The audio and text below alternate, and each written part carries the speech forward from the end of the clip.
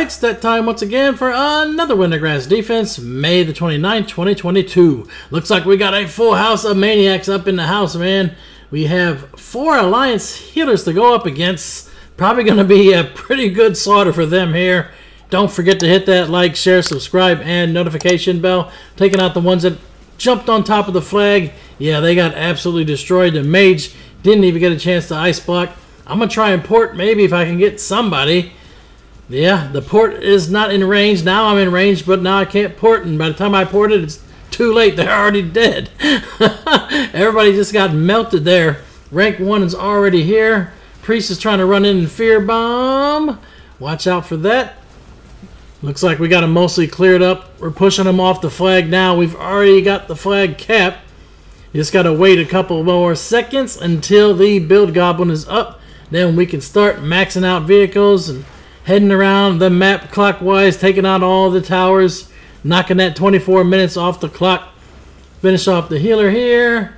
Yep. We got a hunter right here. LOL RIP. Well, you're about to RIP with that chaos bolt to the face. Paladin bubbles there. There's nothing I can do against that. Heading over this way, had a hunter jumping back. Got him down. Oh, there's some more over here too. No, the hunter feigned death. Now he's down. Got the other hunter that came back. Rip and Tear. That sounds like a druid name. Maybe it's supposed to be. Who knows? Supposed to throw you off your game. Got some more action here. Rip and Tear is going to go down again because they respawned at Esport. By the time we got down here, taking more hunters out. They have quite a few hunters for sure. A lot of ranged on their team. But they had another healer backfilled in, and now they're back down to 4. They do have a Pally Tank. Pally Tank's in the graveyard, though. Nope, there he is. And he goes back to the graveyard. Jeez. Yeah, it's pretty much a slaughter here at this point. Blizzard needs to do something about that, too. When people leave the match, they probably should have some kind of stacking buff. That way, the people that are still in the match will get some kind of extra, incentive to try to stake it around. Because if nothing else, they can't do as much damage because they can't build. And then if you do backfill in, you're only getting rank 1 even after 5 minutes. If someone on your team has already gotten rank 2, they probably should just bump your team up to make sure you get rank 2 when you backfill in. That's at least one change they need to make for sure. Although they did make a lot of changes here in the War Within. They nerfed the shit out of all the NPCs and vehicles. Everything was pretty much, unkillable here for the beginning of the expansion. Now they're making it so that everybody in greens in PvP gear can basically do everything they could last season in Season 4 at the end when everybody was fully epic geared. They really did not scale the NPCs and everything properly this time. Who knows if they're going to go back and try and rework it again. Too many people were whining, so they changed it, but in any case, they are way undertuned now. It went from one extreme to the other. Hopefully they can kind of get the balance going on.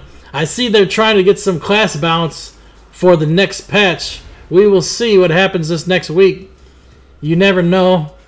They are indeed buffing boomies once again. I mean, for what reason, I have no clue on that.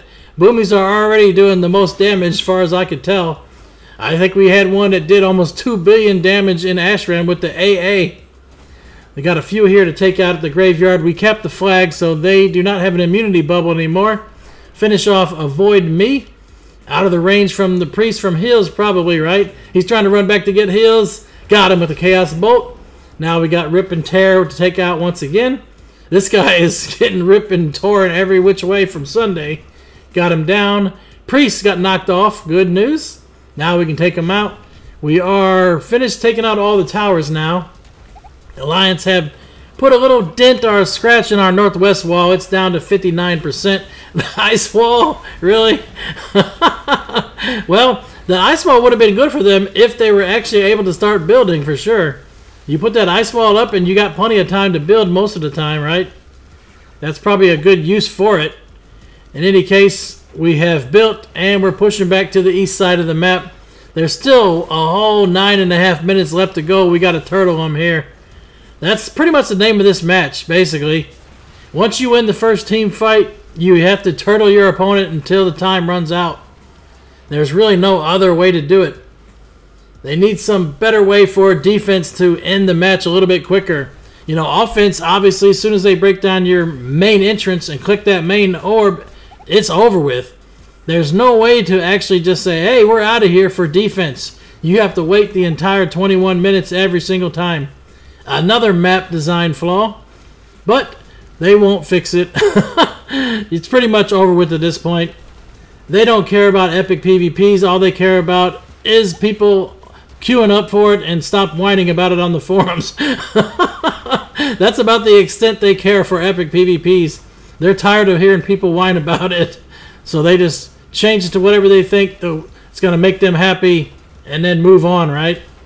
Finished off the mage there. Looks like the priest went down too. Now we're going to go ahead and push south a little bit. We have the 2 top workshops. That's always the best 2 you want to hold in Wintergrasp on defense. And then you could just apply some pressure by pushing 2 east and west spark from the respective workshops up north. Got the paladin down. They got catapult that's just raining down on us. Watch out for those rockets. Rocket propelled goblin grenades. RPGGs. You can interrupt them though. As long as you do some kind of damage to them, that will stop their cast. That is good at least. Nice. Got the catapult up here and took them out with that fire, man. Barbecue session is in effect. Looks like we're having a better chance pushing into the workshop on this side than they are on the east side of the map. They're still right at the bridge, it looks like, by SR. We are already all on top of this flag, and it is capping for us. Most likely they got the majority of their team on that side. They like that side because that's where their actual graveyard is, in the northeast side of the map. So if they lose all the workshops, they're still going to spawn relatively close to that area.